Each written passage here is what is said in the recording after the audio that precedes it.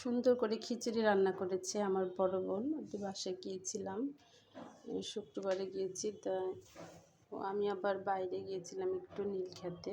সেখান থেকে ঘোরাঘুরি করে এসে কাজ ছিল কিছু নীলক্ষেতে বই কেনার। তো সেখান থেকে এসে বাসায় এসে লাঞ্চে বসছি, তখন দেখি ও খিচুড়ি রান্না করেছে পোলা চাল দিয়ে। আর খিচুড়িটা খেতে এত মজা হয়েছে। ও খুব ভালো রান্না করে এখন। আগে কিন্তু একেবারে রান্না করতে পারতো না। তো আমার জন্য রেখে দিতে বলতো, এটা খাবো আমি রান্না, তুই এসে রান্না করে দিবি। তখন আমি যখন যেতাম আমাকে রান্না করে দিতে হতো। তো এখন দেখি ও নিজেই রান্না করে, ভালোই রান্না করে। তো আবদুল্লাহ বলতেছে, আম্মু খিচুড়িটা কিন্তু অনেক মজা হয়েছে। যে হ্যাঁ, পোলা চাল দিয়ে রান্না করেছে, তারপরে আলু বখরা দিয়েছে, খিচুড়ির মধ্যে অনেক কিছু দিয়েছে, ওই জন্য আরও বেশি মজা হয়েছে। আর গরুর মাংসটা এমনভাবে রান্না করেছে, দেখুন মাংস একেবারে গলে গিয়েছে, খুব নরম হয়ে গেছে মাংসটা। এটা কোরবানির মাংস, ওই জন্য আরও বেশি হয়েছে।